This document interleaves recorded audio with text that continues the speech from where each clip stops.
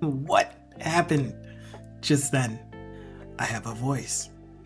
Hello, hello, hello, and welcome to another One Lion of Code. I am One Lion, and I'm paying attention.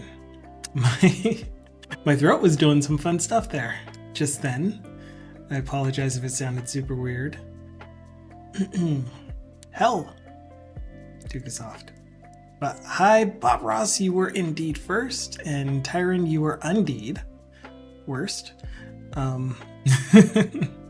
Dukasoft is here. Hello, everyone. Happy Monday. Welcome to the start of another work week for the majority of us. For those of you who it is somewhere in the middle of your week or maybe at the end of your week, I hope you had a fantastic week. And yeah, for those of you getting started on your week, I hope it goes fantastic. I hope it goes wonderful, marvelous. I'm getting stuff loaded and on screen. I'm kind of hoping Master Rat shows up today because I have a WPF question that I haven't asked in Discord. I've been asking a lot of questions in Discord. A lot. Like 3 questions, 2. Bob Ross says it's been a fairly good day. Cool. I have some buttons to push. I have some windows to open. Button. Push. Okay. And hello, Microsco. And it is no bother, except if you're a bot. I like the whole intro to that. Hi. Thanks, Dukasoft. That was a really friendly intro, though, for a bot. Sorry to bother you, but... Oh, Tyron is pretty familiar with WPF as well. Okay. Maybe I'll ask the question. We won't spend too much time on it since we've been doing a lot of redesign work. But I am struggling with something with my work product that I can't quite figure out. Sorry to ban you. I apologize. Very polite, Dukasoft. You did it just right.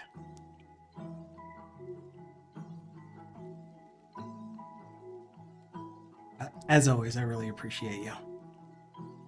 I've been called a bot, and I might really be a bot. I don't know. All right, let me get my screen on screen. Let me make sure it's going to the right screen. It is. Cancel. No.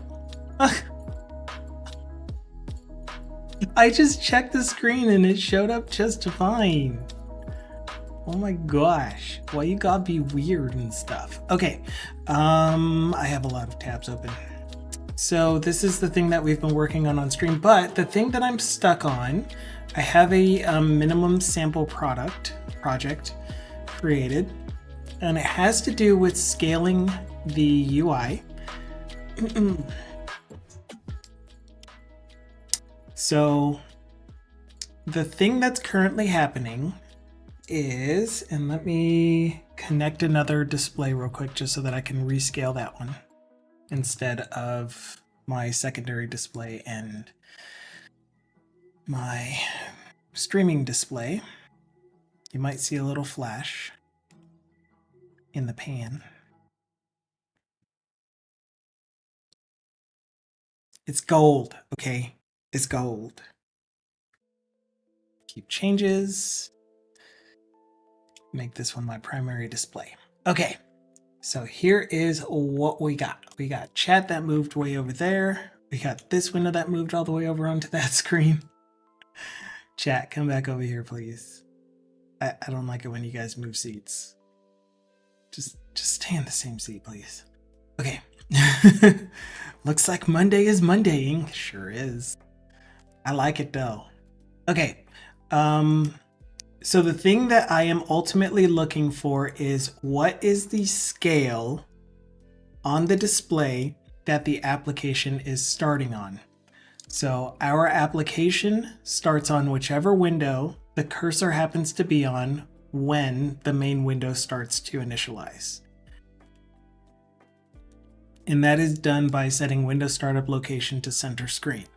So if I ran the app and my cursor was on this display that you guys can see,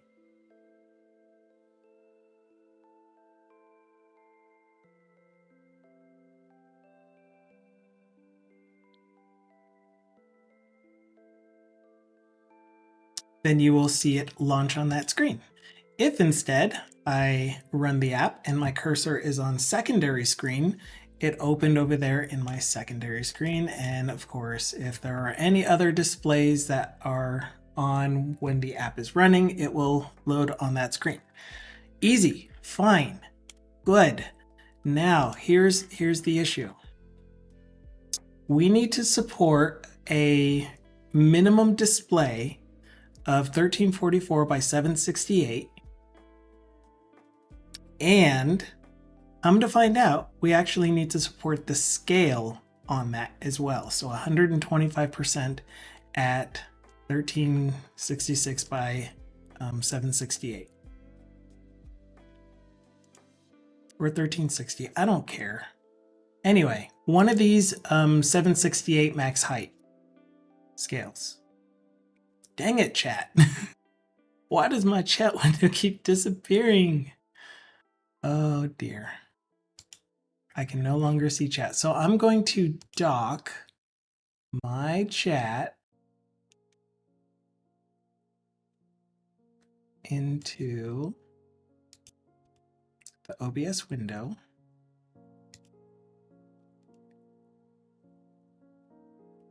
So that stops happening. Oh man. And now the title bar is too high. There.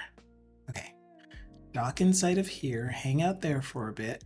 What's the other dock I like to use? Stream information. You dock here as well. I can't put you to the left of that one. It has to be in the same.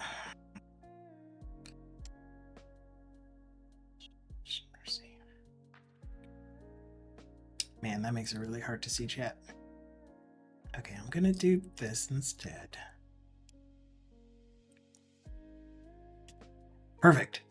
Okay, so T. Williams says, my wife told me this morning in the bathroom, I can't talk about scale anymore.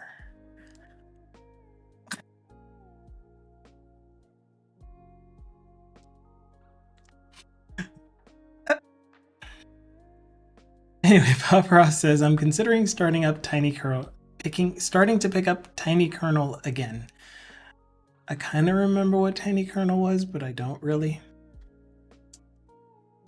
But Dugasov said, please follow report with, I'm really a human. Yes, I'm sure. Stupid logic to get unbanned. Huh. I know. I know what a kernel is. I know that it was a OS kernel. I just don't really remember. This is day 200. Yes, it is. I mean, yes and no, because we haven't been tracking official days that we've been working on the project. Anyway, to the point. Let's get to the point. Where is my display? Okay, so my display is currently set. My primary display is currently set to 1366 by 768. I'm going to scale it to 125. It's the only option that I get. And so in effect, this is 75% of this pretty much in resolution, which is something like, I don't know, probably the next step down. 1280 by, oh, it's probably supposed to be 1280 by 720 is our minimum resolution, but whatever. Point is, I still need to get the resolution scale for the display that the app is launching on. So if I launch the app and my cursor is over here on this display and it's going to open on that display, when I launch the app using F5, it loads there, and lo and behold, my X and Y scale are 1.25 by 1.25. For the display the main window was starting on. Very cool. Transform to device 1.25. Transform from device using matrix 1, 1, whatever that means. is 0.8. If I launch it on this display, which is 1080, 1920 by 1080, I get the exact same information. So this is not giving me the DPI scale for the display that the application is running on. Further, if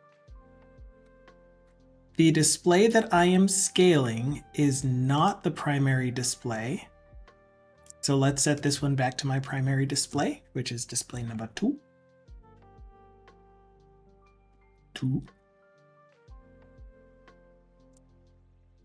Then I run, I try to get it to start on that display, and what I get is a scale of 1.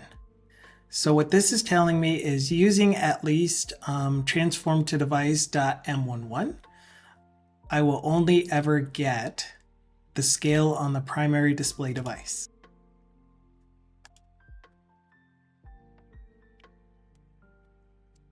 And so I was like, are there other MXXs? Because I don't really understand what matrix 1-1 is. But there are 3 others, matrix 1-2, matrix 2-1, and matrix 2-2. Oh.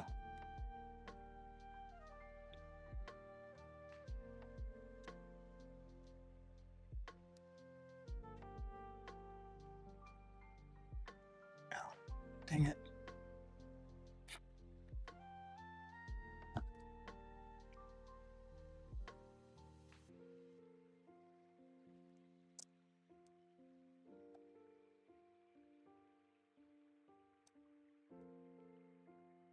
Maybe they're all the Matrix movies for the future.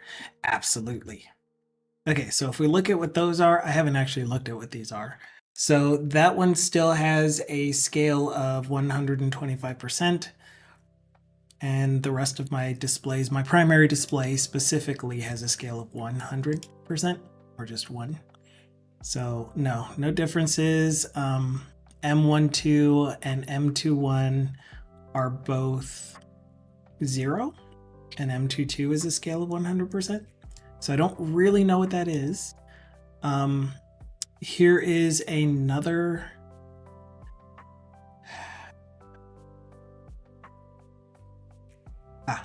here is another approach that I was trying to take for getting the actual display that the application is running on.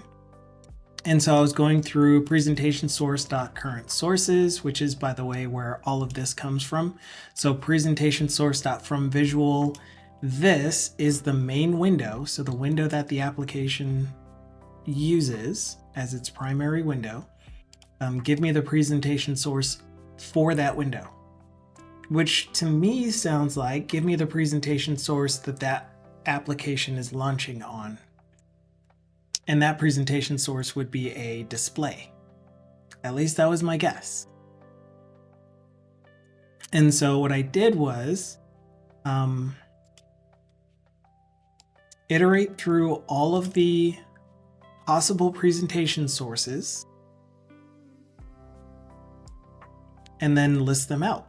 And so that's what that last thing in this page is supposed to be. Starting from here are all of my presentation sources.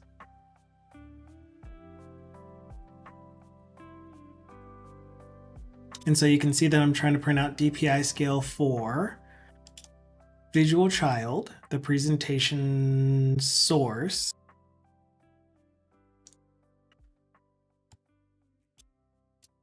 and then the X and Y scale. And so the presentation source here is only ever the application window, main window. What? Oh, okay, so that's the first time that I actually understood that. Presentation source is the WPF window that is being used to present content, and not the display that that presentation source is on.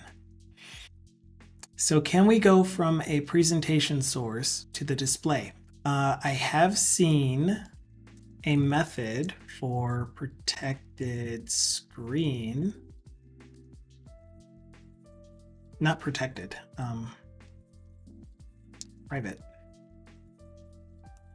screen, get active screen.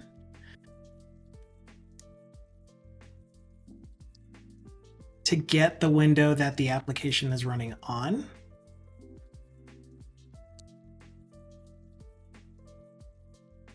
Hello?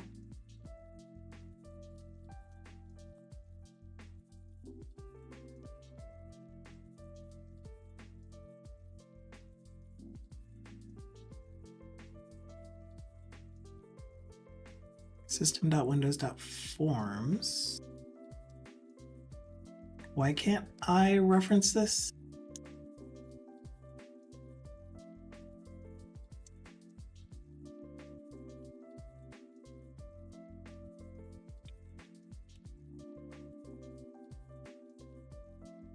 And hello, Nightlight. I really don't like having my chat inside of the OBS window. Stop disappearing on me, okay? Okay.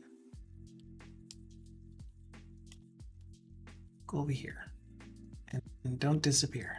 Just hang out there. I don't want to have to reset this again.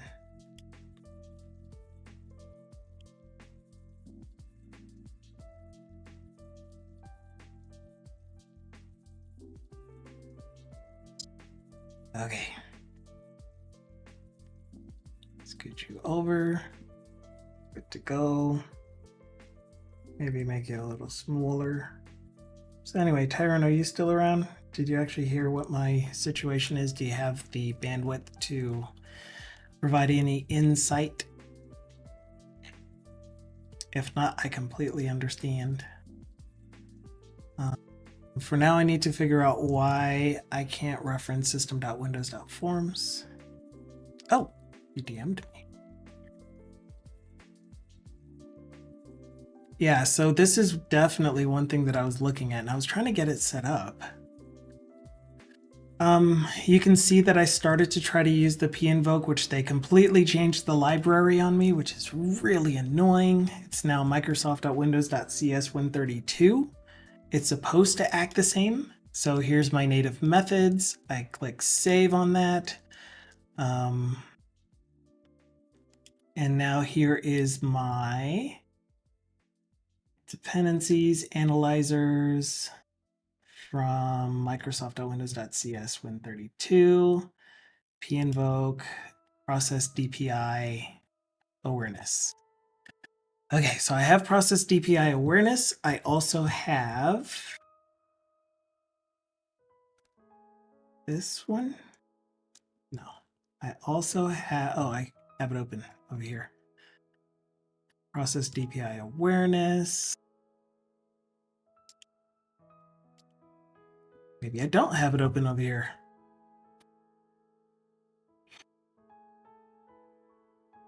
That's just full for the Win32 stuff. Result.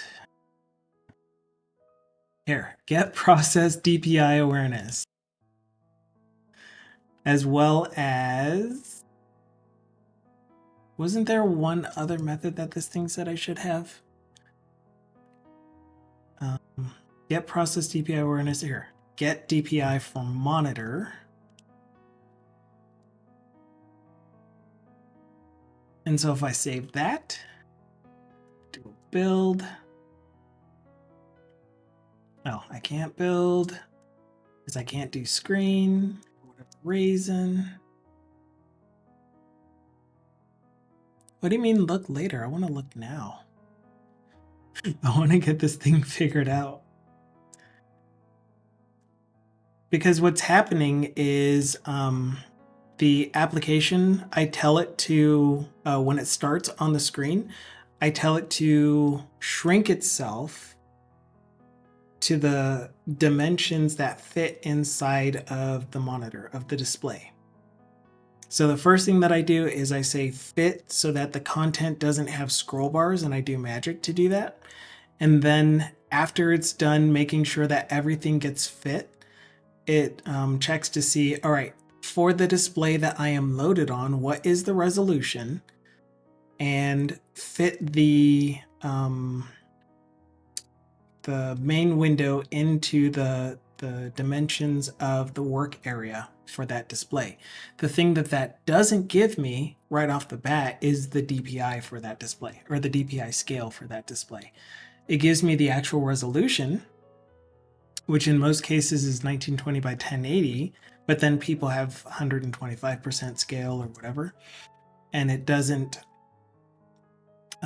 use that scale to say the work area is actually 1920 by 1080 minus the taskbar if they have it fixed times 0.75 or whatever it is. OMG, what's DM? What's the DM? The DM was the link that I just clicked on.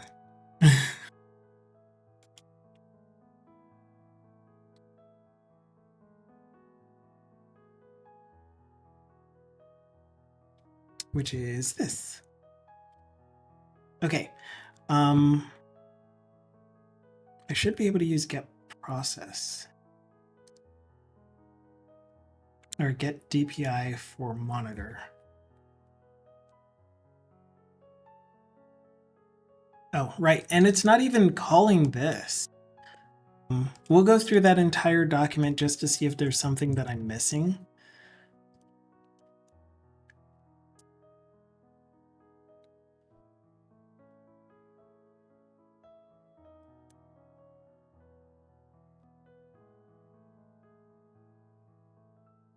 So the get active display thing works, but I don't know why I can't use Windows Form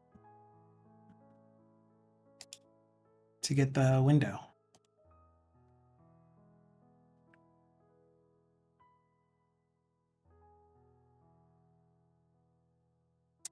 No, not Package Manager console. Nice try though. All right, so System, Windows, Forms. Forms, not just forms, forms.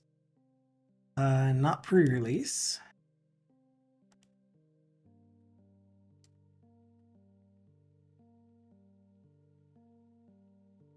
Hello?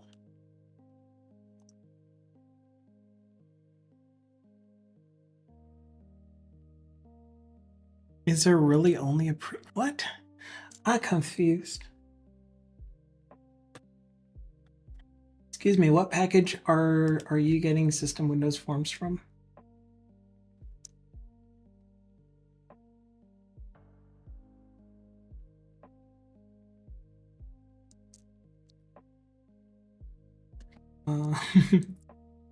I'm really confused. Why don't I have access to System Windows Forms? I don't think I'm referencing any special projects. Support libraries. No. Custom WPF controls. I'm using Microsoft Net SDK, Net 7, and I am able to get screen. No, I'm not. Where are you getting screen from? And let's go. Hello, Big Gamey. Happy Monday to you. I hope it is going fantastically super well. Ding. Okay, where is System Windows Forms coming from? And why don't I have access to it here? Excuse me, what SDK are you referencing? Net 7 Windows.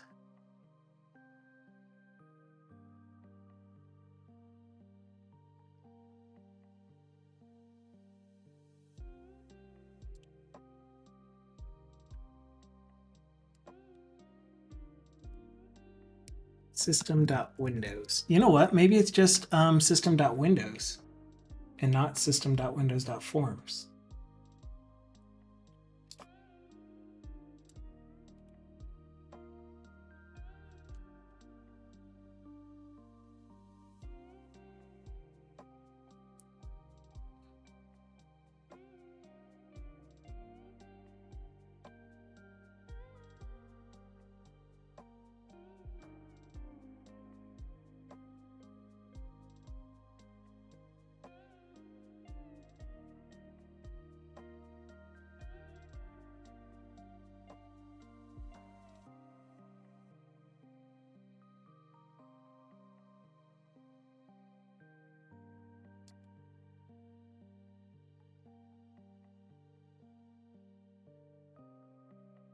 Referenced assembly system.windows.forms.dll.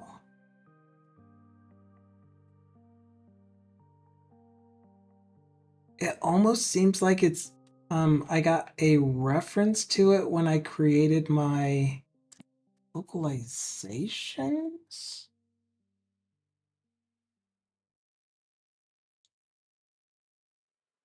I'm so confused.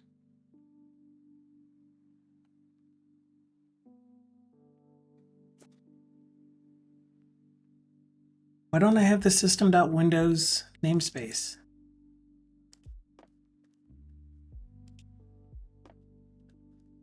Yes, thank you, Dukasoft, for the shout out. Here's my system.windows. I don't have system.windows.forms. But yeah, if you guys don't know Big Gaby is a fantastic person, is suddenly by those stuff. He is an amazing person. Awesome to hang out with. I love his streams, love his face. Incredible, incredible person to be around.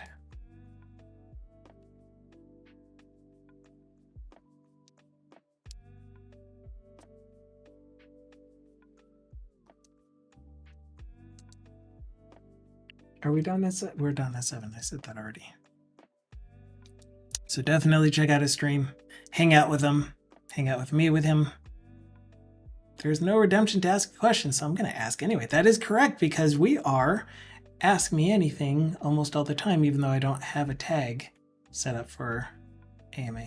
Well, it's not really Ask Me Anything. Ask me anything that is software related, etc. So, for example, Big Gamey's question is, do you have any idea how RSS.app works? MATISRETC. Yes, exactly. Question denied. Works in creating an RSS feed of any website. You're a techie, so I thought I would ask. I unfortunately don't have very much experience with RSS feeds, but the place that I would go would be their gosh, they just don't have a straightforward FAQ. Tell me about this product. No, this is actually to do the process of it. So not the same.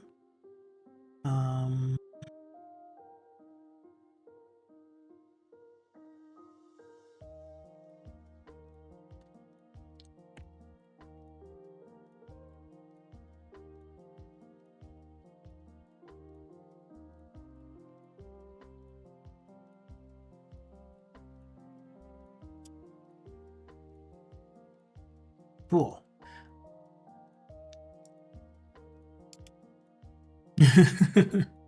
So, hello, a unicorn weed. Unicorn on weed, sorry. Missed a word. I will read and answer your question. Oh, not really answer your question. I will read your statement about a question you got during an interview here shortly. Let me just do a really quick skim through this to see if they have anything about how their app creates an RSS feed from any website.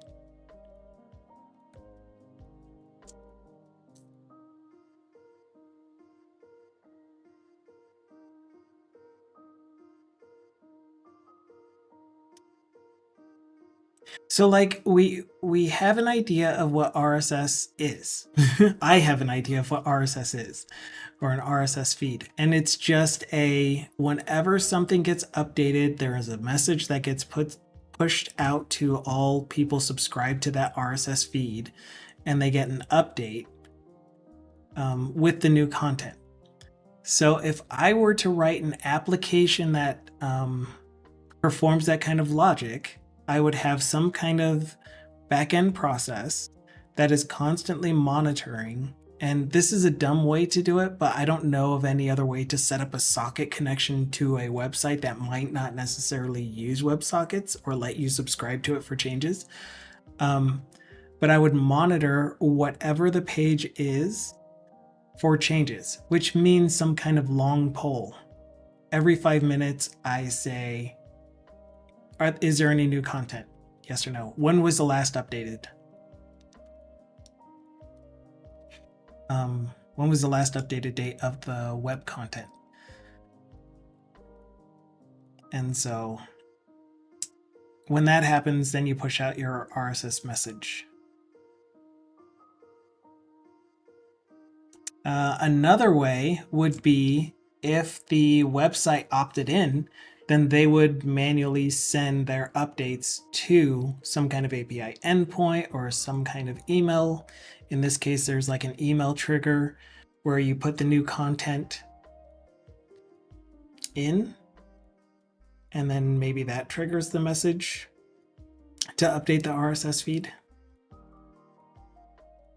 Yeah, but like the ways that I can see it working is to hook into whatever the update notification messages are for that website. Whenever there's an update notification, this thing also broadcasts some kind of update to the connected clients. Okay, so really quick, the interview question is, let's say I have one int. How can I store 4 int values in that single int? I know the answer was a cool interview question I got. So you treat this is my half response. You treat the integer as a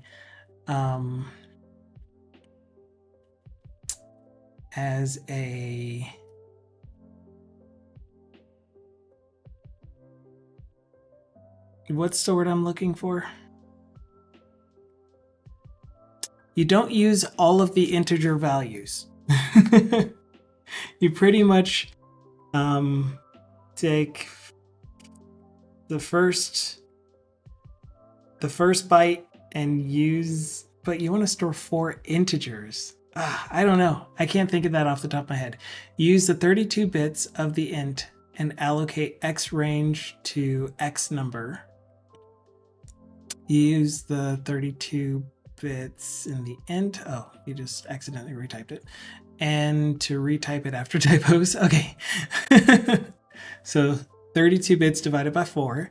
Right. And that's kind of what I was thinking. So the initial thought that I got was the technique you use to store multiple values of an enum in one enum variable. So public enum my thing.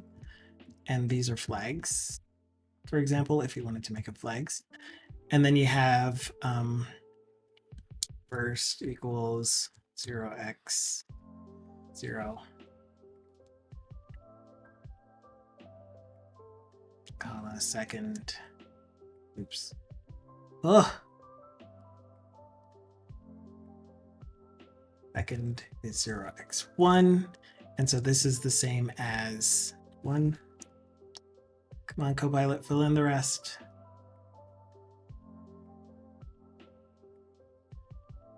Wait, what? I don't know if this is correct, but anyway, point is, if you do bits for each position, then you can have 32 bits.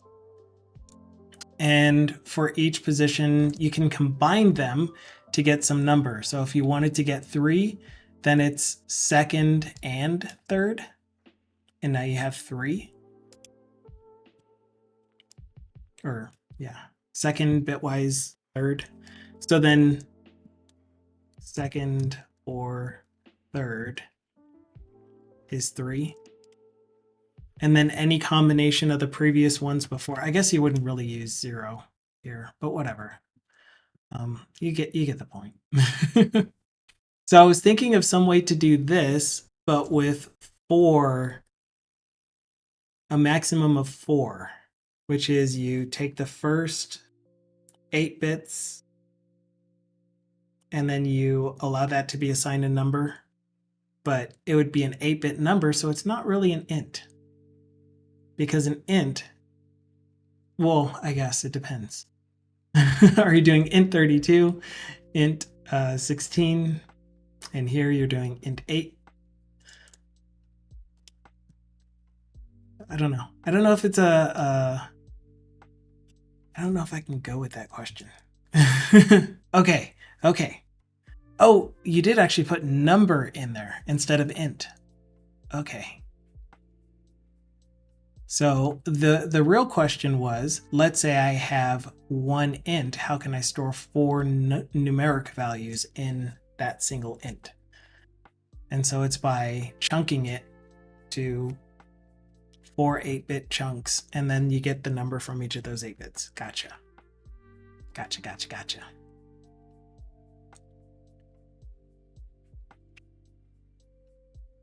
Yes, it is a clever question though.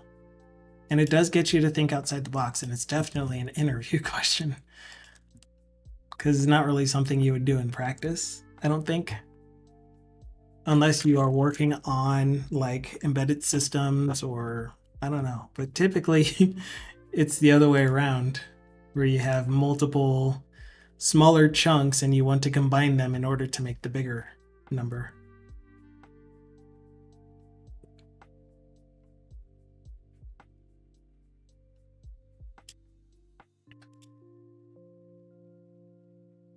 Okay. Yeah, I don't get this though.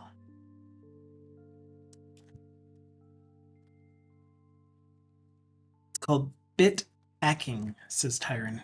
There is an actual term for it. I'm not comfortable with that link, to be honest.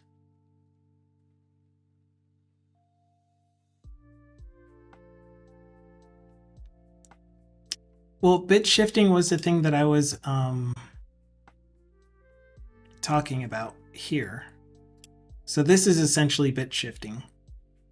Not really bit shifting. That's a lie. This is just ORing bits together. Yeah. So shifting is the act of moving them to the left or to the right in order to square or divide or square root. Yeah, and then packing multiple values in one structure type is bit packing, says Tyron. Is pretty common when memory and storage mattered. Yeah. So if you know that your application allocates, I don't know, 16 bits per number, and you really only need 8 bits per number, then you can just put 2 numbers in the same allocation.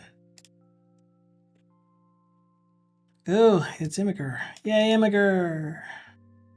So if you didn't know, I love Imgur. Absolutely love using Imgur. That's sarcasm. You couldn't tell. I'm not even wearing my sarcasm shirt. Anyway, I'll take a look at this picture.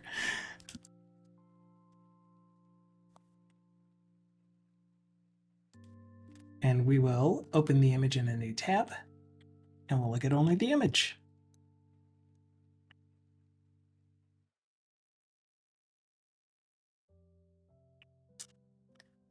$254 is the maximum number you can store in 8-bit. I thought it was 255. But anyway.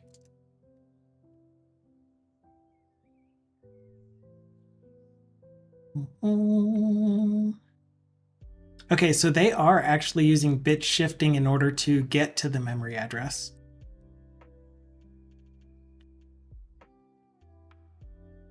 So yes, there is bit shifting involved, but the term for this entire concept is what Tyron is saying is called bit packing.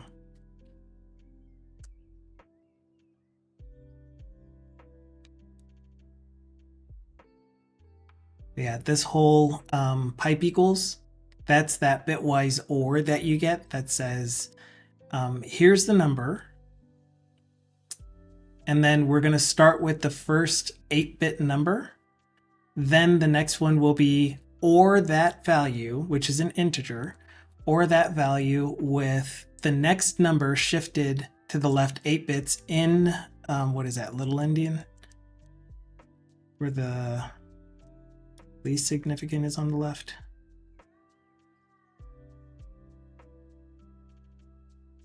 Whatever endianness we are in, bit shifting, I only know bit gamey.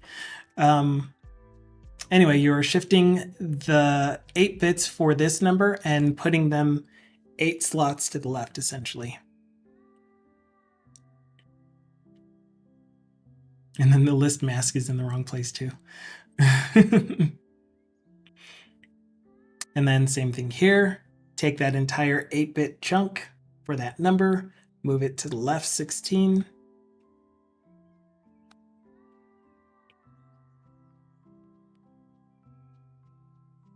Yeah.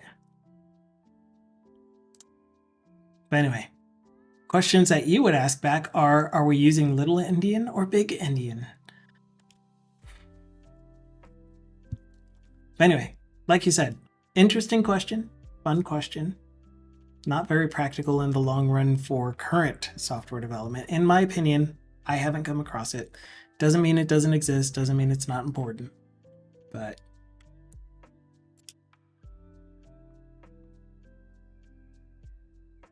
what's next? Bit controlly? I like bit shifty.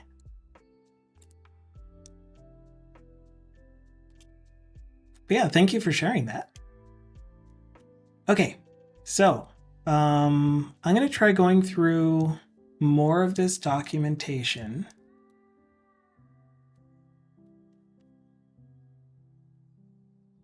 Actually, I'm going to find out why I can't get system.windows.forms. Yeah, and again, like I'm definitely okay with interview questions that are specifically centered around, can you do problem solving? Can you think creatively out of the box? But if they kind of judge you for getting the answer wrong, even though your thought process was logical or was, you had good rationale behind it, behind why you went the direction you did, then that's cool. Wait, I mean the opposite. If you know what I mean. Bit silly. Hello, Belen. Oh man. Loved your walk through the forest the other day. 2 days, I mean, Friday day? I think it was Friday day. Good times. I wasn't really listening, so I don't really know what you were doing, but I saw you had like, they kind of look like teeth, and you were maybe collecting them. If you guys don't know Balint, aka Science Streams, definitely check him out. Really good times on his stream. Sciencey stuff, fossil hunting. Ants streams. I actually spelled it correctly. Oh my gosh. So if you're not, did sciencey. If you're not following him already, you have a follow link up there in chat. Absolutely. And I hope you had a great weekend. I saw that you were streaming over the weekend as well. I was lurky turkey. I was sitting way over there though. So again, wasn't really able to pay attention. I lurk on everyone, if you can tell. For example, Black Mage UK, who is currently streaming. I haven't been listening to his stream, but it looks like he's having a lot of fun creating terrains and a road. It's pretty good. I could use a few more fossils, or a few more day trips, or a few more weekends. My anti-sub expired. Oh, I was actually trying to read this.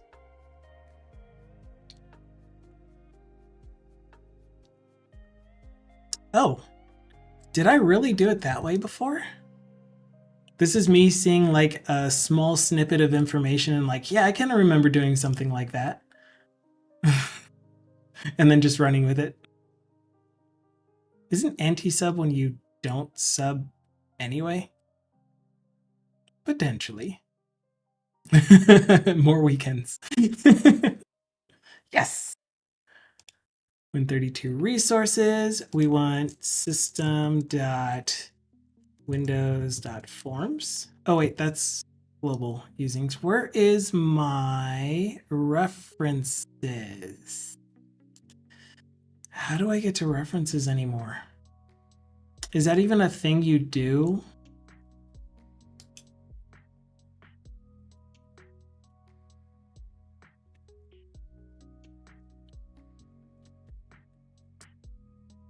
Add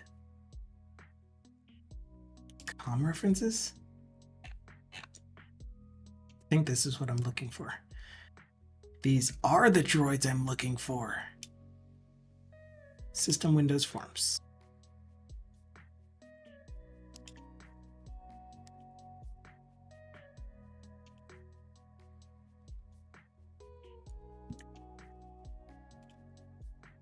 Okay. Okay. Are you still angry at me? Yes. It's like, I don't like your com reference. All right, then. Remove that one and let's add the other one.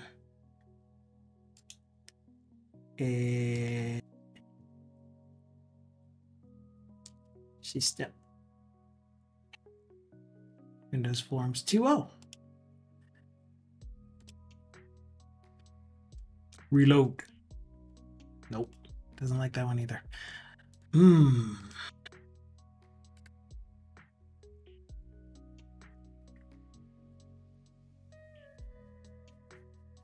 Okay. Do your goodest. Be your best.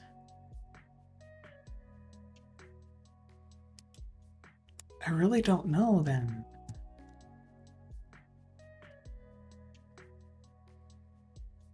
I don't know how I got access to this. This is 2012, man.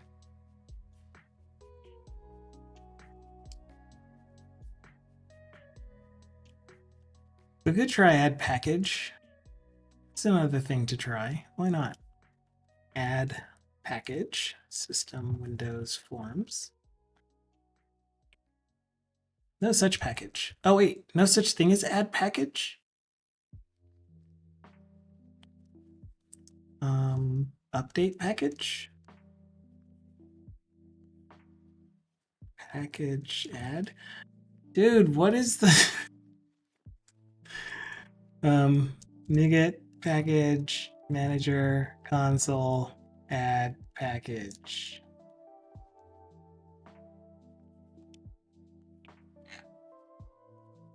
Install package is what I said.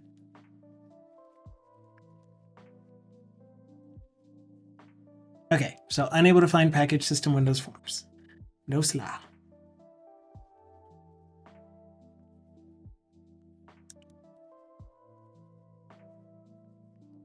For those using Visual Studio 2022 with Net Core, try targeting. Oh, use Windows Forms. That's what. Oh my gosh. This is why I have to do the same thing over and over because I don't ever remember what I did the first time. I tend to write it down, but then I just kind of forget. So I use WPF, use Windows Forms, and now we have System Windows Forms, and now we can use current display equals screen from handle. So now we have the actual window. That's not a method. So it keeps recommending this to me. And I'm like, how are you able to find this method? There is no get DPI method. So instead, I'm trying to use get display DPI, which comes from our native method. Oh, get DPI from monitor, which should have been generated. HMonitor.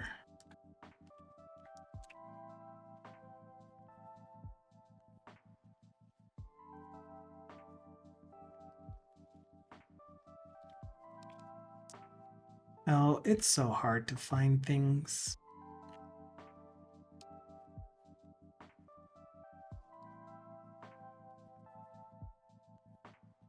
Here it is. Okay, so get DPI from monitor should be something that we can get from Windows 32.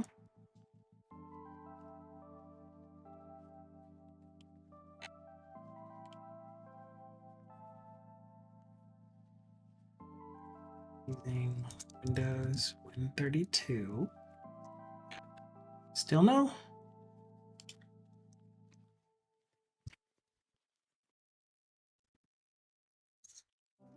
Why this isn't working?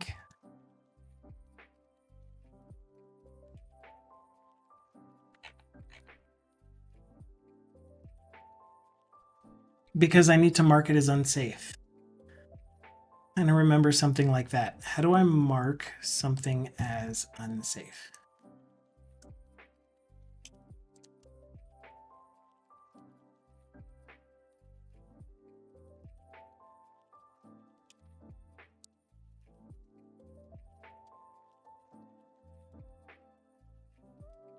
Why?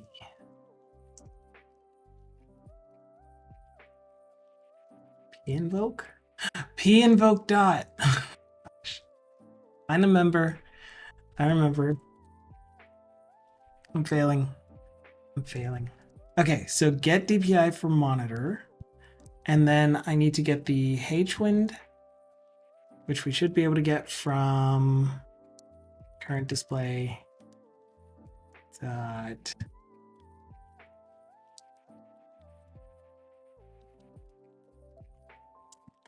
Window interop helper.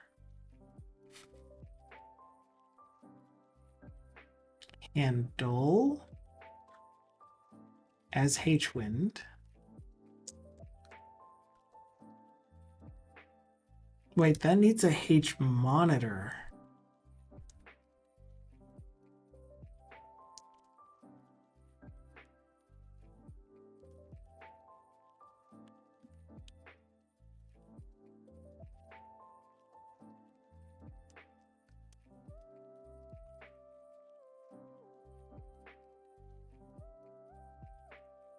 Man, I have no idea.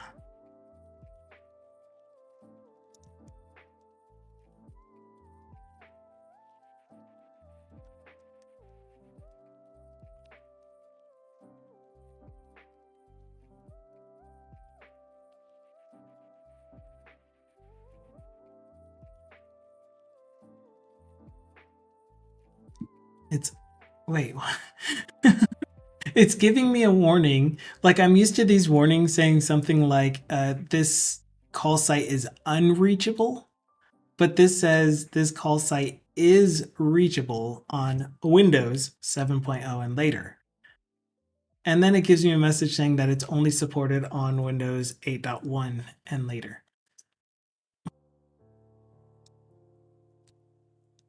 If Windows 11. Is that not a thing? If Windows, yeah, nothing. I don't care. Stay warning me. For success or something.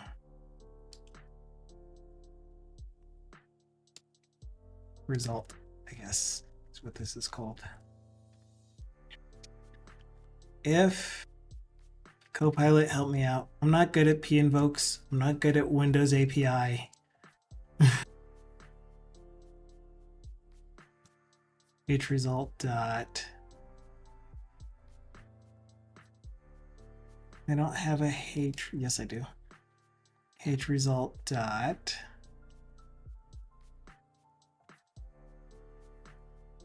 Succeeded.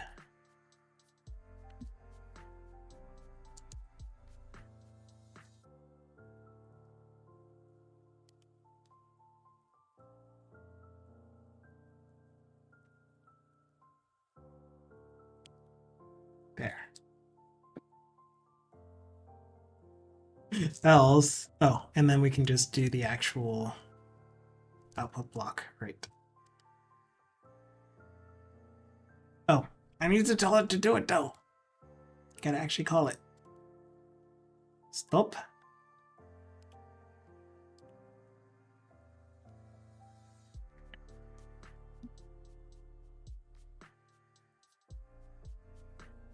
Okay, and then it still looked like there was a build error. Streambot is gone forever. Oh! Oh, wait. Oh, streamer bot. You know what though? I don't think I started my bot, but thankfully, no one has tried to use it.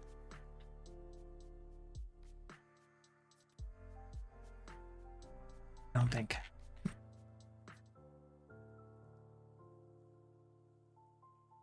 Because my bot doesn't really do very much. It just helps me so that I can go project. Here's our current stream project. Is there any way to remove key and value of JSON object if value is null? Age, null, yeah. When you are serializing / deserializing, you can pass in JSON serializer options. Are you using Newtonsoft or are you using system.txt, aka JSON.net?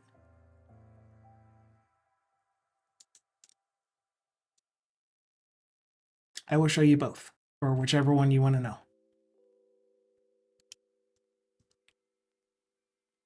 Java. Are you using are you using any specific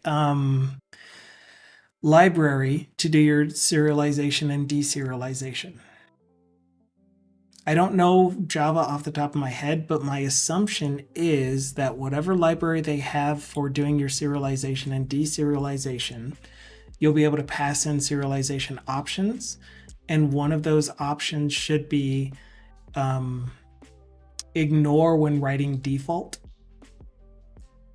So for example, if you're using system.txt,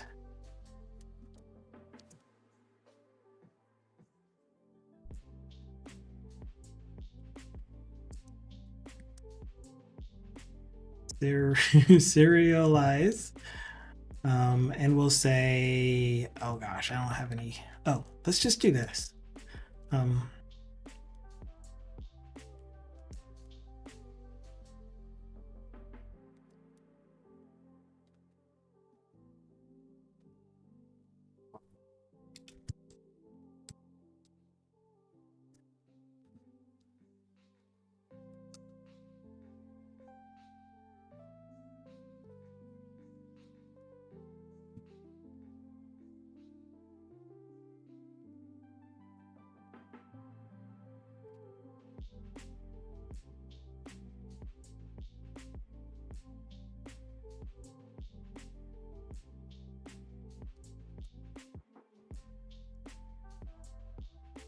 Oh, default ignore condition.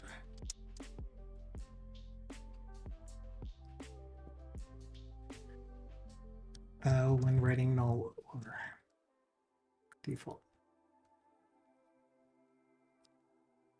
I'm sure there's a way to do this when writing null or default.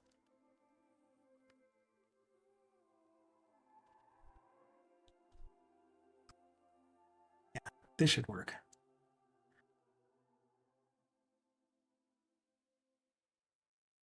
But which one are you using is what I was asking. So the short answer though from me is whatever library you're using for your JSON serialization, you should be able to say ignore when writing null or ignore when writing default. So the difference between ignore when writing default and null is your default int, non-nullable int in C# is 0, and therefore it would still print out 0 for that JSON value or for that property, even though it's going to default to 0 when you initialize your object.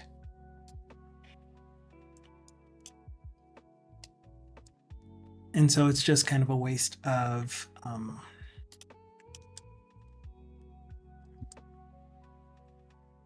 text space.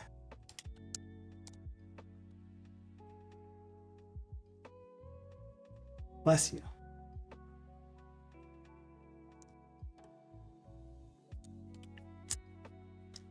Okay, so let's see if this thing actually gives you the answer you're looking for. Ignoring null fields at the field level, and you use this attribute annotation in JavaScript, Java, at JSON include.nonnull.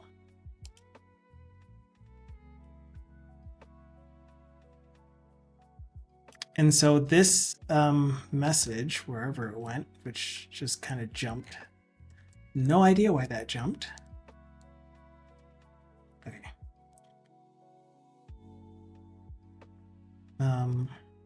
This message here says, if a field is annotated by this, then it will not be included in the JSON outputs if it is null.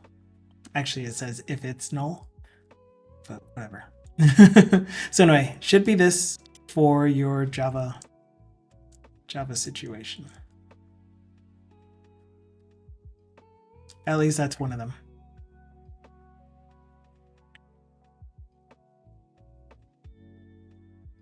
Yeah. Typically look for anything that says ignore null fields or ignore default, ignore when writing default. I've tried this one, but I have Avro schema. Can't put the annotations there. So yeah, again, just read through this. There are 3 approaches that this thing says. I'm assuming one of them will be in your actual serializer, where you provide the options to the serializer that says globally, whenever you try to serialize or deserialize, ignore null. Yeah, I read it as can't. Yeah, ignore nulls globally.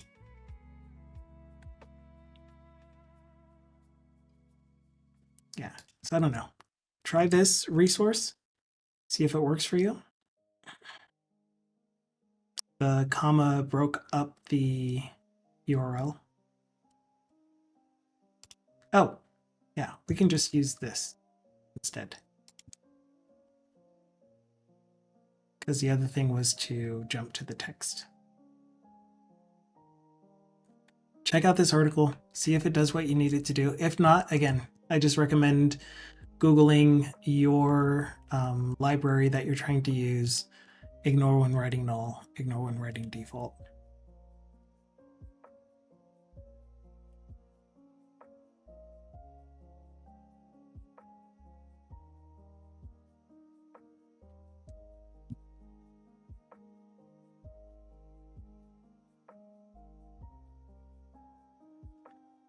Okay, Windows Presentation Foundation applications are, by default, is midnight. It's midnight for you. Well, I hope you are going to get good rest whenever you do get some rest. Hello, Gravidado parkour. Gravidad? Oh, parkour? But anyway, hi, I'm about to quit my job and study programming. Would studying via .NET Microsoft free courses be a good place to learn and land my first junior job? You know, you really could get away with that. I happened to go to university and do a computer science bachelor's degree course, but I didn't learn .NET at university. I did learn some programming principles. I learned logic. I learned algorithms, the basic stuff, or I guess the common stuff.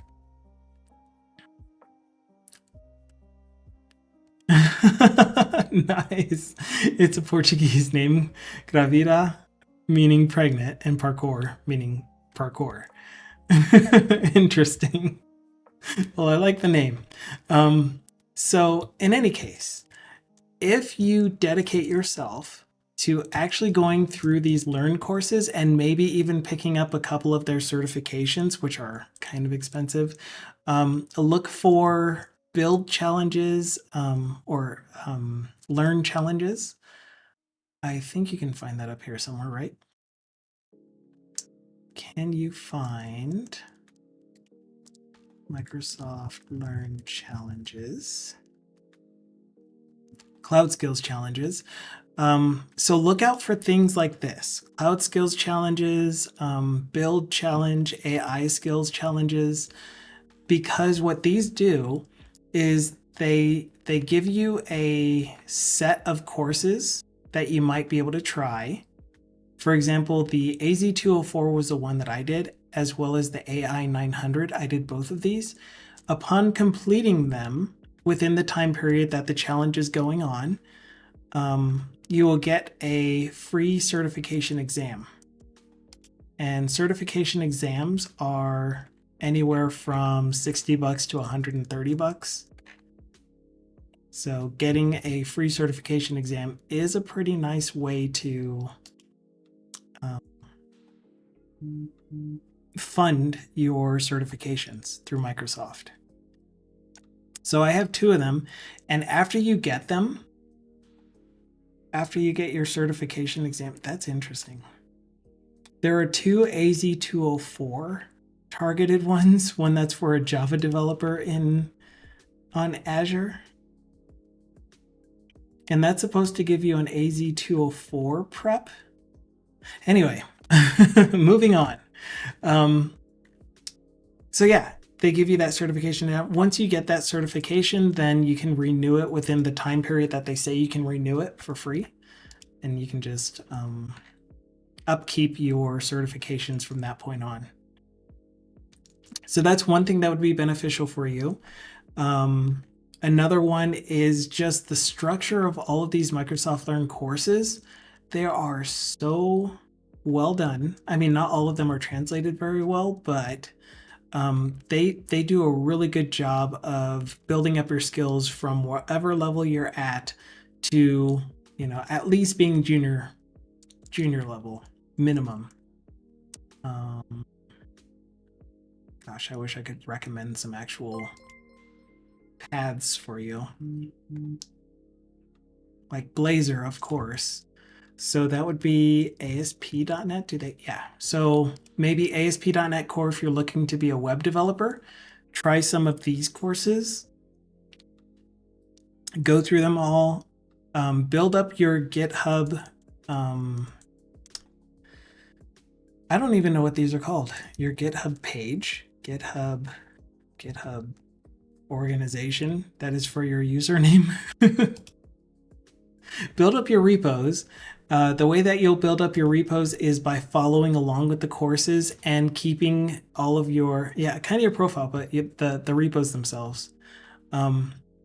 This create your first web thingy.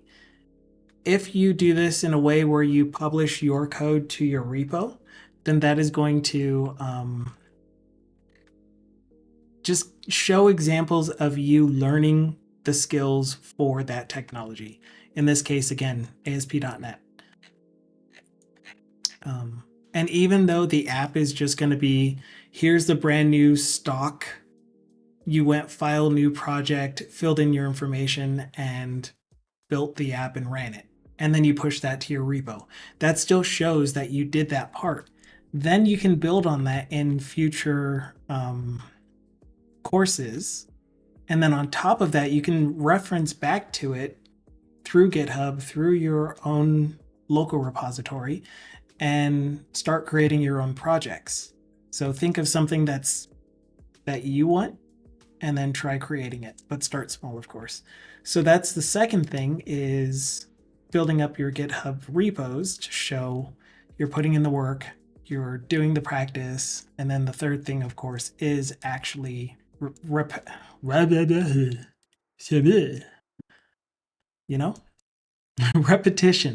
So one thing that I tend to do is, once I go through a course, if it has a tutorial or an exercise or something that can be done by myself, then I try to do it by myself without referencing the tutorial that I was going through. So I try to reproduce the thing that I just learned how to do until I can do that without needing to look back at, what do I do after this step?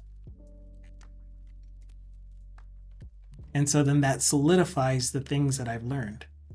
So repetition and practice. And then of course you have you have a bunch of places that you can go. There are Gitter pages, Gitter servers. I don't know what they're called for Gitter. That focus on .NET. There are Discord servers. Ours, we are very beginner people friendly, as well as through advanced people. We have a lot of really, really cool, amazing community members. If you're already a part of a lot of Discord servers, you don't have to worry about it. We're not super active. We're not Yeah. We're a pretty quiet bunch, but you're definitely welcome to go there, ask us questions, answer questions if you know the answers to any question that anyone else is asking. But yeah, don't expect like a super exciting server or anything. Just a bunch of nerds that really enjoy this stuff. But yes, short answer is I think you could, if you're dedicated, be able to do all of your studying, do all of your learning, and land a junior developer job. People will have recommendations for what types of jobs to search for. We have a couple of people that are very passionate about making sure you never, ever, ever apply for a job that has junior in the title. I don't quite agree, but apply for the jobs you think you have the skills to do or you would be able to learn how to do on the job fairly quickly. But that's the thing. We leave room for you to have an opinion on topics.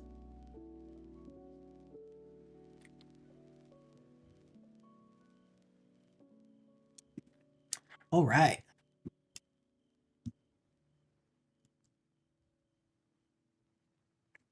Blazor. Oh man. Thank you so much for the subscription. You really didn't have to subscribe. I was just trying to help out, but I really appreciate it. While human, perhaps? Yeah. Absolutely.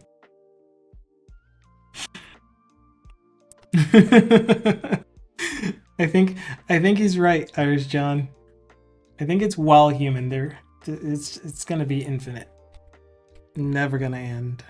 But hi, Irish John Games. If you guys don't know Irish John Games, he is an amazing game developer, creator of Rise of Piracy. If you head on over to the Microprose website, you will see it right there, smack in your face.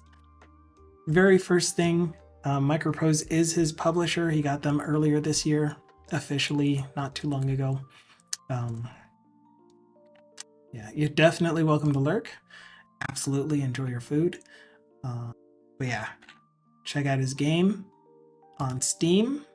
If you go to this page here, if you go to this page here, if you go to why their learn more link is hard to click. If you go here, there'll be a wish list on Steam. If you're not logged into Steam, oh, that's not a good link. I don't like that they did that. Instead, go to this link. Already following Irish John. Yeah, he's an amazing peoples. Go to this page, and then you can open in Steam because you'll most likely not be logged in anyway. Then you can add to your wish list in Steam. It's already added to my wish list. Gonna be great. Gonna be fantastic. And he streams every day, or every day except Sunday, and then days when he has other stuff to do, which is rare, but it does happen on occasion. From about an hour from now, an hour and 15 minutes from now, until he decides to quit for the day or night. It's like 8 p.m. his time or something like that. Craziness.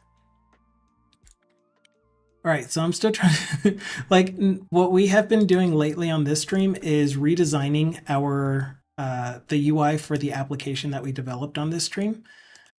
And I kind of took an aside today because I really want to figure out, like, what happened to that. Did I reuse the window to go to other sites? Is that what happened? It's not that one.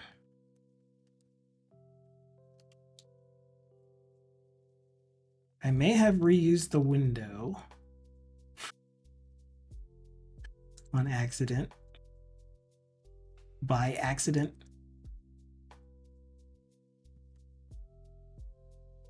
Oh my goodness. Okay, let's see if it was this window. That was when Big Gamey asked about RSS. We now have access to Windows Forms. You know what?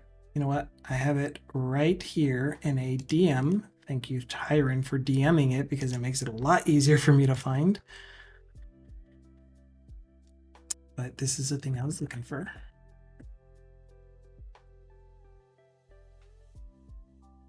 Okay.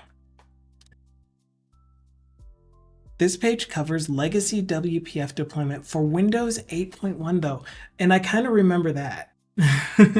If you're trying to develop WPF for Windows 10, see the latest documentation on GitHub. Okay, so I did not do this part. I didn't do this part. So let's see if adding an app.manifest and this snippet to our application will give us the ability to see the scale on different displays.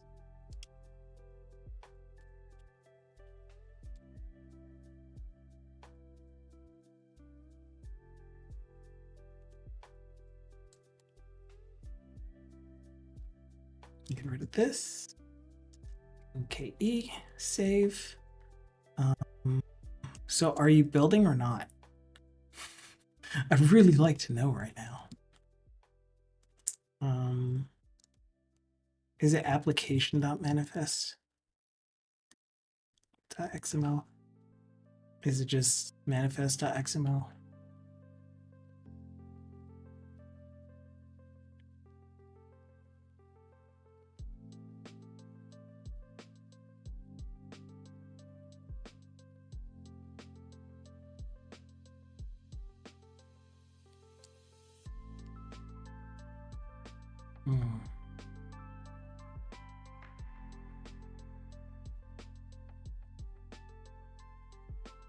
App.manifest.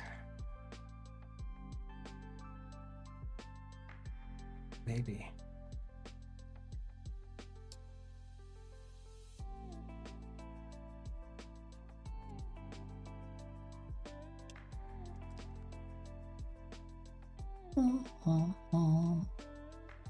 Yeah, app.manifest. Fine. All right, so this thing, by the way, for those of you that might be new here, this that you see on my screen is happening because I have an extension called No Docs, or Don't Docs Yourself, written by one of our community friends who is currently streaming as well, Thindle. So if you don't know him, he is also a .NET developer working on modernizing legacy applications, going from .NET Framework to .NET Core, using some Blazor, just trying to keep up with latest technology. He has like 800 commercials on his stream lately. I keep glancing over, and as soon as I glance over, I'm on another commercial break on his stream. But yeah, cool guy. So anyway, what that does is it just masks all of your commented out stuff as well as the values in XML and or JSON files. All right, so in the application section, actually no, we just get our own application thing. We're gonna put it right underneath this one and then compare.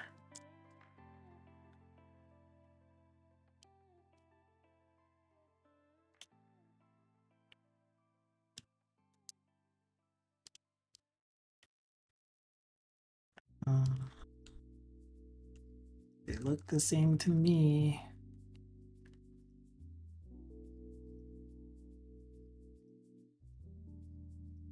Oh, they are slightly different.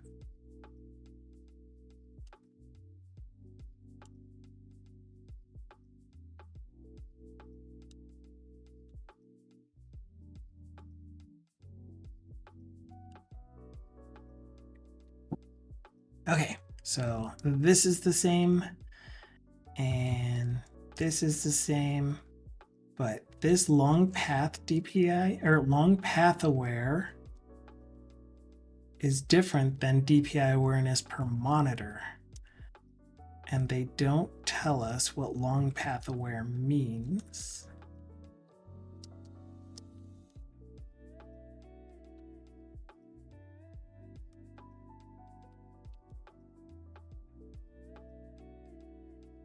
Oh, make the application long path aware.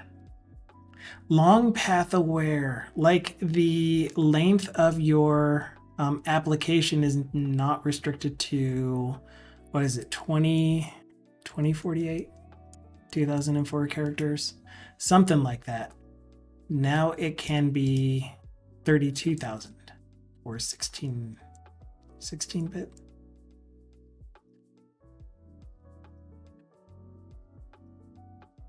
Okay, but anyway, we don't need that, so we're going to comment that out.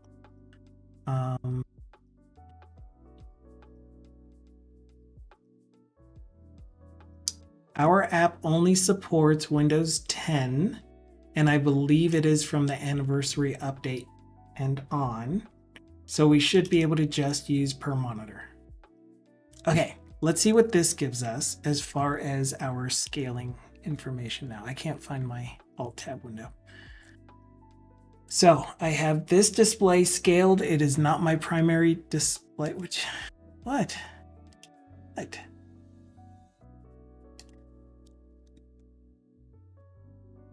You're ambiguous.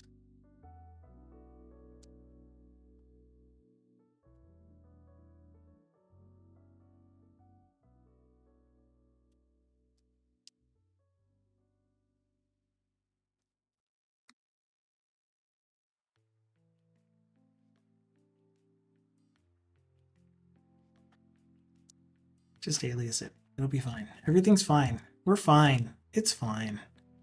That was from adding the reference to system.windows.forms.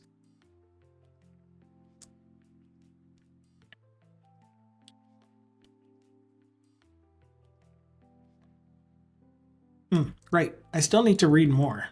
How do I actually get the different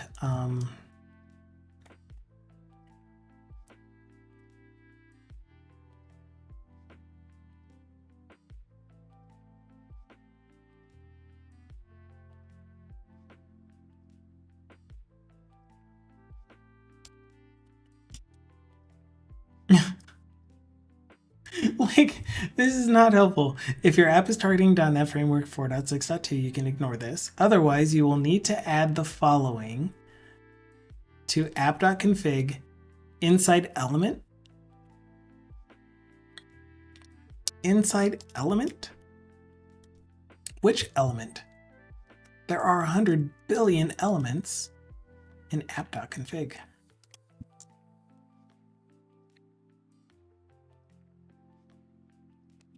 Like, do we just put it here?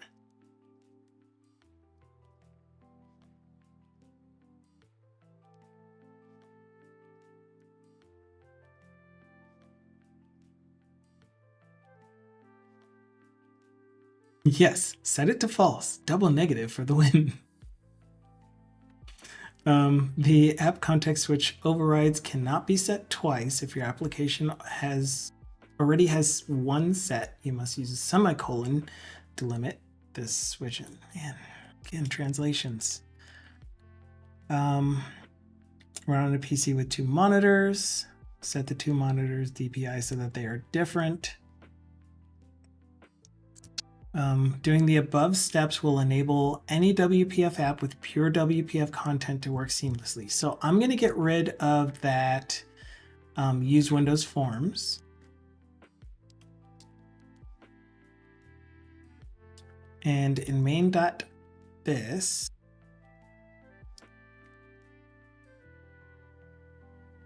we should be fine because we still have Windows interop helper. And we don't have to worry about using screen because we're not using screen anywhere anymore. So that's fine.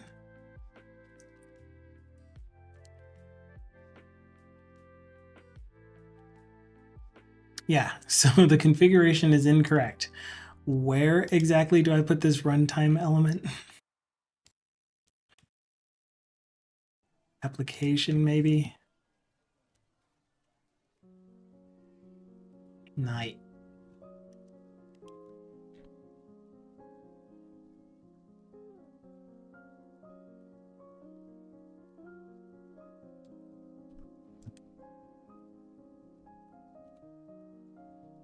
inside of compatibility runtime application.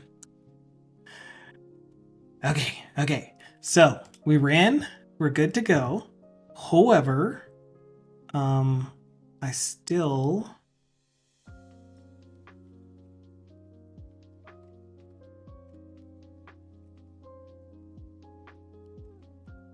don't see where it's giving me something different than what I was already seeing before. So I'm going to have the app start on my tertiary display that has the scale applied to it. Ooh. What? Oh my goodness. Oh, thank goodness. Okay. I think that did it. I think that finally did the thing I wanted it to. Just so if you can see this, there's an on DPI changed log entry, air quoted log, where it says old DPI was 120, new DPI is 96. When I drag the window over to the scaled window and then back, then you will see two entries, and actually you can see it down here in my output because I have a debugged outright line, where it added these next two sets. So that is exactly what I needed. All I had to do was read the repo article. So thank you, Tyron, for saying that there is a repo. Read later. That's definitely the one that I needed. HWind apps not supported. Windows Forms apps not supported. Well, good, because we're using WPF. Pure WPF. Oh, we're done. We solved the world's problems. All of them. Anyway, Pick Amy was saying to Hirschtown Games from the freezer. Question man. Is that where you're making food from? Rise of Pies, Icy? Speaking of pies, I need to put another pumpkin pie on the list.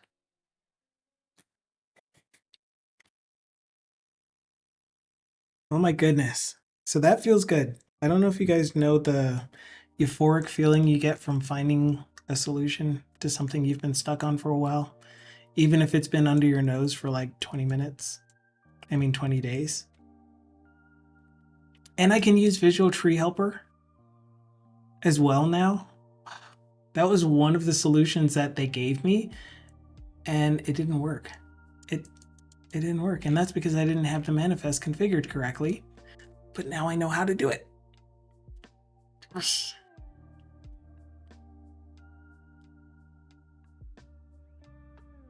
Ooh.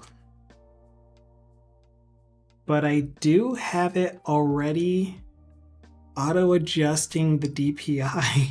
Oh no. What am I going to do for that?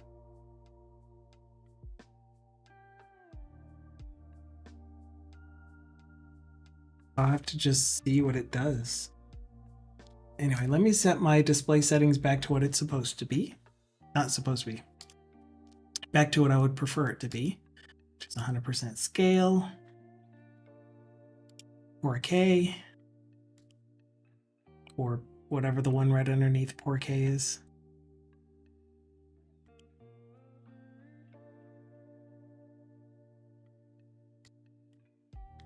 It's still considered UHD if it's the 3000 by 2000, right? I don't know. But anyway, Disco's like, yeah, I know that feeling. And I just have that feeling. It feels good. I like it a lot. I feel unstuck. With that in mind, we're going to get back to our normal stream content. Regularly scheduled programming. That is not actually programming or software development. It is, whoa, it is bright is what it is. I apologize. I really don't know if there's a dark mode for this. View. preferences.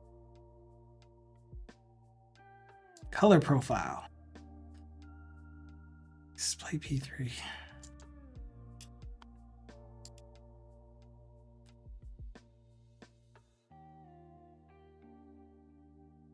My goodness, this is bright. Help. Big Jam dark mode? Question mark.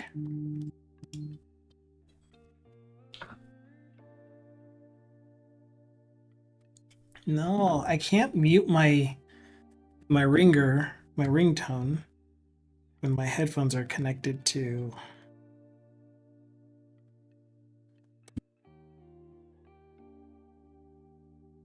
I can't think with this sound.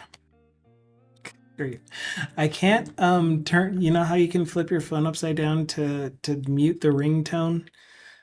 Typically, I can't do that when my Bluetooth headphones are connected to both my PC and my phone.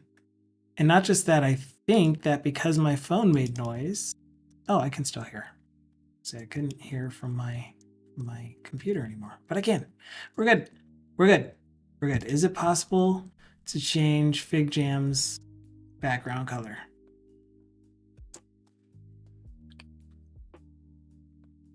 Not possible at the moment, but you can create a very large rectangle, choose a color for it, place it at the bottom layer, and lock it. Yeah. Yeah. Actually, I'm not angry at that. Let's just do it.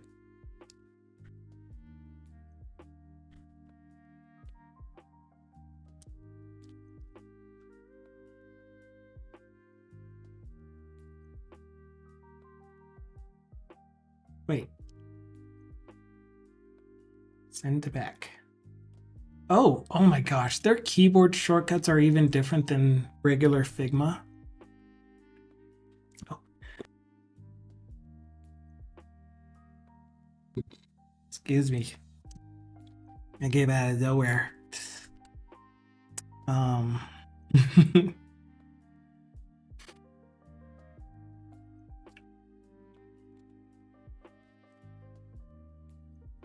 Wait.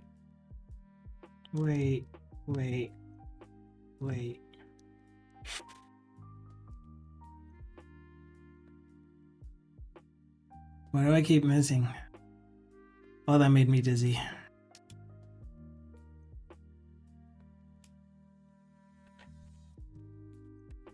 A little bit better. But then that means that every single one of you guys needs to have the same thing happen.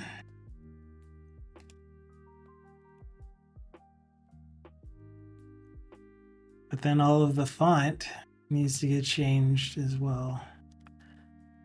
What had just happened? Can I lock this?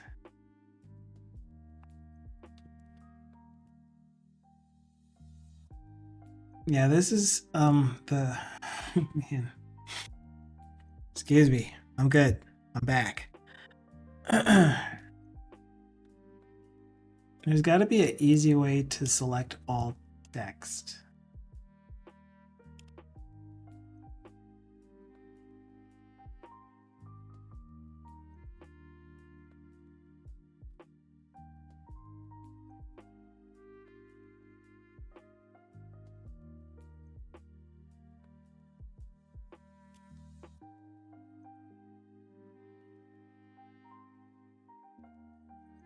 Hello, Matt. I'm dizzy.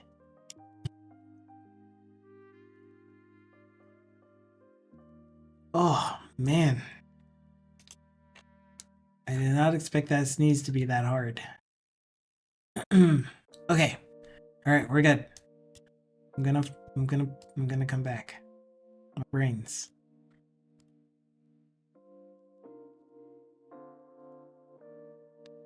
But anyway, hi Matt. How are you? I hope you're having a fun day. It is going well for you, I hope? Question man. Please say yes. No. I'm good. How are you? I'm fine.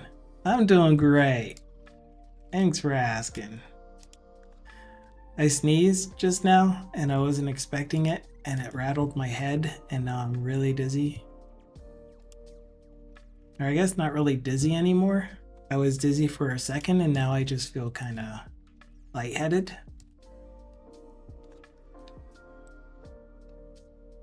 All right, I think other than my little graphic here, that will take care of everything. Okay, there we go. We now have dark mode Figma. I mean FigJam. Congratulations us.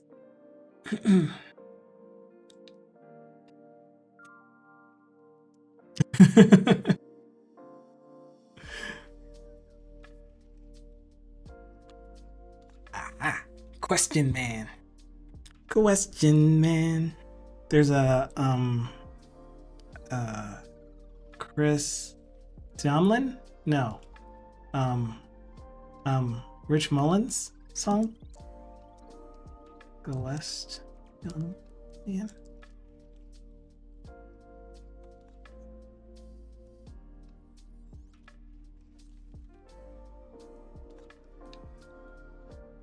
Michael W. Smith is what I said. There's a Michael W. Smith song called Go West, Young Man.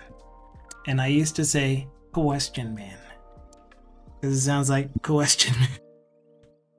Moving on. So this is for those of you that are new-ish here. We have worked on a financial management tracking application on our stream, and it was from beginning to end. You can find. Oh man. I was just actually, this is a good time. Thank you so much for the raid. And hello, Ergenrod. How are you doing? C# Fritz, amazing, fantastic person. Just all around cool, knowledgeable, very, very smart person. I'm sure all of you already know him, but just in case, here's a shout out for C# Fritz.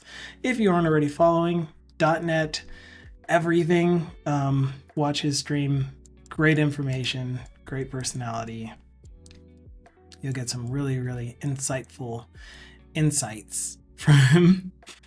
I'm still recovering from a sneeze that I just had. My head is a little jumbled, so I apologize for the off-kilterness of it. But thank you so much for the follows. I was about to go through what we have been working on our stream, and here is a quick run through of the stream project. So actually before that, why we are working on this project on the stream is because I used to work for a place where I could stream my work every day. And I pretty much was streaming for my entire workday, less about 2 hours. And I did Blazor development. Well, actually at the time it was just regular Java to .NET. And it was .NET Framework, and then I went from .NET Framework to .NET Core, and then while I was in .NET Core, Blazor came out, so then we turned our applications into Blazor applications, and there were like 7 or so. And so I really, really enjoyed working in .NET, working in Blazor, but I eventually got a new job working for a software consulting agency, and because I'm mentioning them, Sajetti, by the way, I would like to say that any views and opinions you hear on this channel are my own views and opinions and not necessarily the views and opinions of Sajetti, just to get that out of the way. So I still wanted to continue doing Blazor development, and in a way that was like, here is a real world application. Here are the processes that you would use when creating an application for a client for real world scenarios. And so we came up with this financial management tracker application. You can see the information about it on the GitHub page, which I linked here. I did put some notes in here about what the application is about, how we started. If you wanted to clone the application to your machine, how to set up your connection strings, and then doing the update database thing. This is what we wanted the application to do. These are the things that we chose the technologies we chose to include in the application. We have a Figma simple, straightforward design. It was a really quick thrown together design just so we can get started with the software development part, because I'm not a UI UX designer. Or yeah, but I am pretty good at implementing designs. So anyway, we started going through that. You can see the entire journey along with all of the sidebars that we do on our channel, where we just talk about random things that aren't necessarily the project. On YouTube, I have all of the videos up until Friday, this most recent Friday video on the YouTubes. So if you're interested in seeing the full journey from application brainstorming to the implementation, feel free to check out those videos. Only 200 episodes. Well, 199 minus all of the episodes that got cut out because of copyright stuff when I was setting things up and still trying to get used to how everything worked on here. Yeah. But for the most part, it's there. Thank you all so much for the follows. Are we supposed to catch up to that? Well, I'm catching you up now. So we came up with our ideas, and I used Microsoft Whiteboard for that originally. Thank you again for those follows. Amazing, amazing people. I used Microsoft Whiteboard to come up with my sketches, my pencil in. Here's my database design. Here's my application architecture. And we'll talk about the application structure, the solution structure that I tend to use. Yes, we'll get to that. That is important. We will answer that. But for now, just know that we went through, I keep forgetting what the term is, wireframing. We turned some of the wireframe UIs into these ideas here on Figma while learning how to use Figma again. And then we implemented it. We put the app together. And so I think I opened it. So let's run the app so you can see a quick whirlwind tour of the application at work. The intent of the application is to be able to manually track your own finances, whatever accounts you have decided you want to track manually. You add those to the app. You start entering in your transactions. So a transaction here means like a financial transaction where you spend money, or you add money to one of your accounts, or you transfer money between your accounts. So those are financial transactions, not to be confused with database transactions. And yes, I do say data and not data. Mr. Data.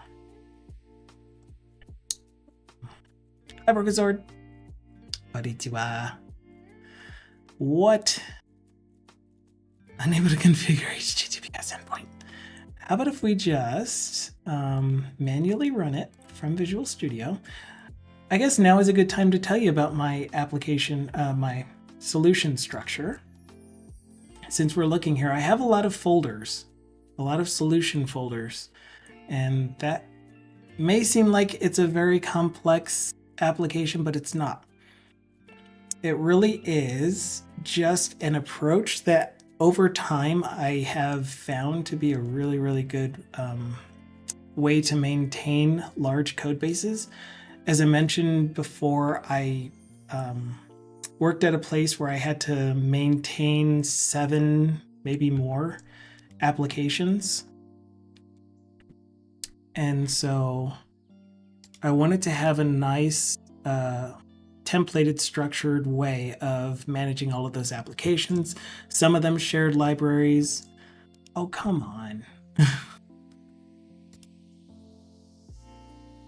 Is this me? Is this my self-signed certificate? This is my self-signed certificate. Dude, don't mind me.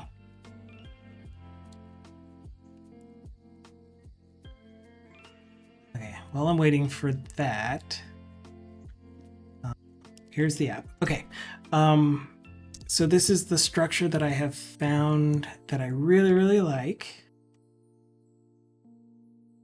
And that is to have So I started off, let's start only from the Blazor era.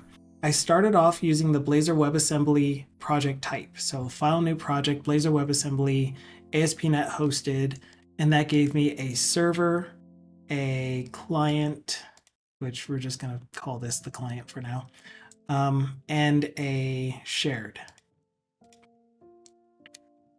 And so this project structure works really well when you're doing one project type. And what I ended up doing, actually, you know what? I do have the client project. So that one, and that one. What I ended up doing is using the shared project for all of my models that are shared throughout the entire application, front end and back end, pretty much what it was intended for, as well as some interfaces and abstract classes that would be implemented depending on how you're launching the application, because I wanted my applications to be multi-platform. So kind of like Maui, but before Maui was a thing. And so what I have in my actual solution is the Blazor WebAssembly template, as well as the Blazor server only. So if we needed to, we could run this using Blazor server only. And again, this is before .NET 8 as well. We're going to do .NET 8 related things such as render mode, auto, all of those things. We'll upgrade the app. But also desktop, Windows. And so I have a desktop application with a Blazor web view that uses the same UI. So all of these projects use the same UI, which is this Blazor Razor class library, or Blazor component library, since it's Blazor component specifically. You can see that I have the app.razor, which you would see in both the Blazor WebAssembly and Blazor server only versions. I have all of my CSS, any JavaScript interop, all of my reusable components, but I did still split out all of my component library type things into their own Razor class library. I do have one that I put together while I was working at the other place. Did you finish exporting?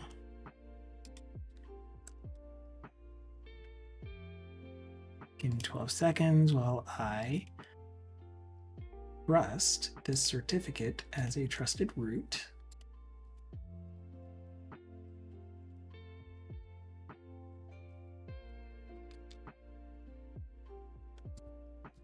Minute.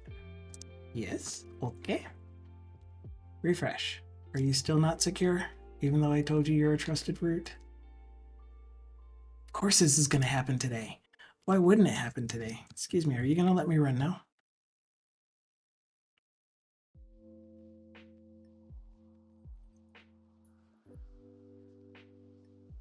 Okay, while that is preparing to run, I have, oh, I brought up my browser for me. Thank you. On my GitHub, I have this repo called, I said repo, called the Blazor Component Library. And this is where, again, when I was first starting out with Blazor, I was trying to use component libraries, and I was just struggling so hard with them. So I figured out how to make my own components and put them in their own library so that I could use them across, again, all of my apps. I wanted them to be consistent. Even though different work groups use different apps, I still wanted them to feel like the same suite of applications. They didn't quite get there, but I did my best. But anyway, I have components like cards, dialog boxes. One of my favorites is this dockable toolbar. Thank you, Dukasoft. And the drag and drop component. So I have on my GitHub static pages, Lion, GitHub, IO, Blazor component library.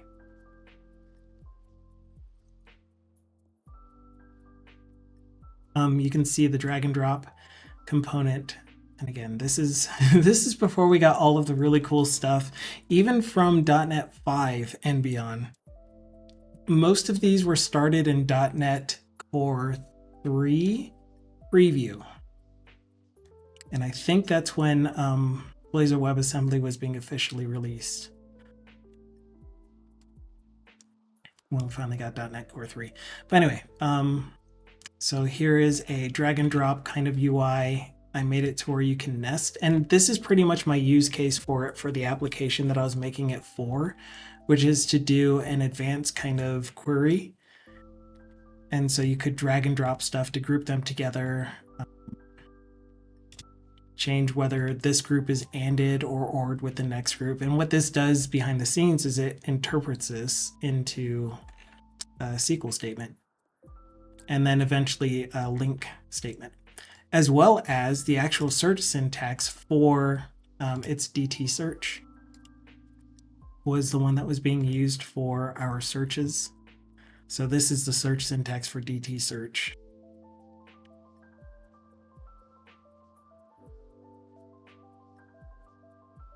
I think this doesn't look right for DT search. No, this is just SQL. Anyway, you get the point. So it was a lot of fun learning doing that.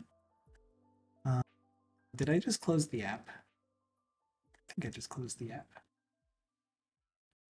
Oh my goodness. Why do I keep closing it? I don't know.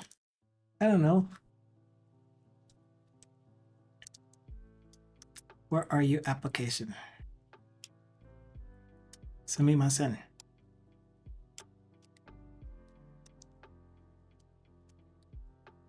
Okay, are you gonna load for us? Just let me go anyway.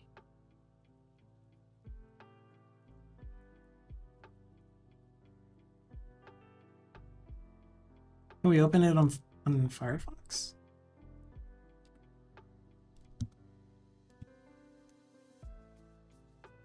Advanced. Accept the risk and continue. Okay, so we are going to take a look at it anyway. So here's the application in its current form, which is for the most part complete, except we haven't implemented login because that wasn't a thing I was really anticipating, even though I added it to this because it was kind of looking plain.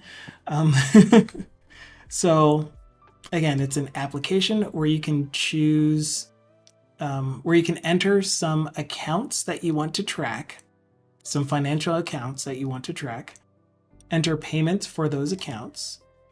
So you select the account, enter in your payment details, and a payment, of course, is when money is leaving one of your accounts to an external source, to an account that isn't yours or that you aren't tracking. A deposit is money coming from an outside source to one of your accounts, for example, a paycheck or a gift or whatever else. And then transfer is money going between two of your tracked accounts. And then with all of this kind of CRUD type entry, you also get list management for all of your drop-down lists. So these are all of the account types for when you're creating a new account, for example. Here's all of your possible account types. All of your categories for the different payees, targets that you can pay money to or receive money from. And then all of your deposit reasons, line item types. So when you're doing a payment, here are the line items for that payment. You can enter it from a receipt. So there is no like image AI stuff. Terms are completely escaping me right now. Anyway, you can't take a picture of your receipt. There are plenty of apps out there that will do this for you for free. You connect it to your financial institution. It downloads or imports all of your transactions, and then you're able to just let that keep you up to date. For me, this was important for me to be able to enter my own transactions manually because I wanted to see when I'm spending and how much I'm spending and how often am I spending or saving or whatever. So this really, really helps me personally to be able to watch what I'm doing, keep track of my spending habits. So that's where that is. So for the most part though, the application's functionality works as expected. Everything that we wanted to do in the app is there. Oh, we even had time to implement a built-in calculator, which doesn't work in Firefox apparently, to drag it around, but we have a built-in calculator. You can see that it responds to key presses, so 10 key, but only when it has the focus, which again, with the, I'm guessing it's a JavaScript file, it's going to say something like the SHA integrity. So I need to rebuild essentially.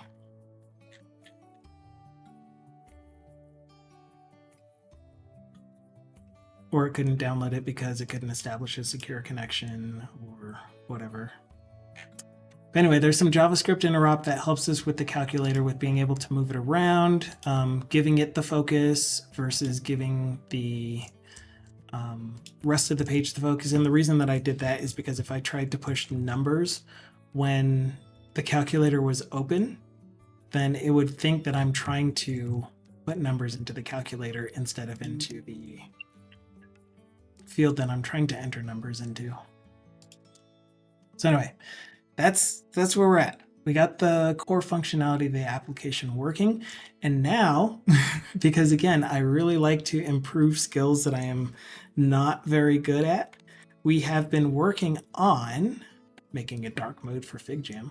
We've been working on redesigning the user interface. So we're doing some actual UI design, UI UX design at that. And I decided to go ahead and try doing it the designer way, the UI designer way. And here I'm using FigJam. It's a tool where you can ideate all of your, whatever it is that you're going to do. I've used an app called Mural before, and this was kind of similar to that, where you get lanes that take you through each thought process in doing the design. For this case, it's doing the design or the redesign. So we've put together a lot of information on how we can improve the application and its design, and that's what all of these are. And I think the last place we ended up was identifying the pain points in the existing application that can be improved through UI and UX. Different layout options. This was definitely what we stopped on. Oh, so that entire description out of the way. I need to turn this up real quick, just in case he thinks he's ending soon. Okay, good. We'll do this one on Wednesday, but after describing all of that, I've run out of time for my stream. So as I mentioned, I did get a new job, which means that I am, or this was like 2 years ago in May, which means that I am still needing to do that work during the day. It's around 12:30 for me, but I do stream every Monday, Wednesday, Friday, 10:30 a.m. to 12:30 p.m. Mountain Time, which is UTC -7 currently. And on Fridays, I have a community day, which means that where we invite people from our community to join us on a voice channel in Discord. You definitely don't have to go into our Discord. I will talk to you through chat, and I pay more attention to chat on those days, and we just discuss whatever topics you have. For example, last Friday we talked about Aspire, which they were just talking about during .NET Conf last week, and we were just giving our views, our information. Definitely feel free to check that video out on YouTube as well. I'll be posting a recording of this video to YouTube no sooner than 24 hours after I end the stream. And yeah, again, I'll be back on Wednesday, and we'll actually do some more UI design. The reason that we didn't get there today was because I had a WPF issue that I'm working on for my work product, and got some help with that, which was really, really nice. So we have an answer for doing multi-display DPI awareness kind of thing, and it was good. It's really good. So anyway, if you're interested, stick around. We're going to head over to Thindle's stream, If you guys don't know Thindle, he is, among many other things, the creator of NoDocs, an extension that you can get in Visual Studio for masking your secrets. It works in XML and JSON files. Yeah, so we'll head over there. He's doing .NET as well, .NET development. We'll hang out with him some. I'll be lurking on his channel. I'll be lurking on Dragon Spirit Games' channel, Setolix's channel. And then when Irish John Games starts streaming, I'll be on Irish John's channel. Black Mage's channel. Black Mage is done streaming for the day. So I will not be on Black Mage's channel. But anyway, yeah, we'll see you soon. Irish John Games, thank you for being here. Thank you for hanging out. Until the next time, hope you guys enjoy the rest of your day. See you if you come back by, if you feel like it. No obligations, ever. But it'd be nice to see you again. Ciao for now.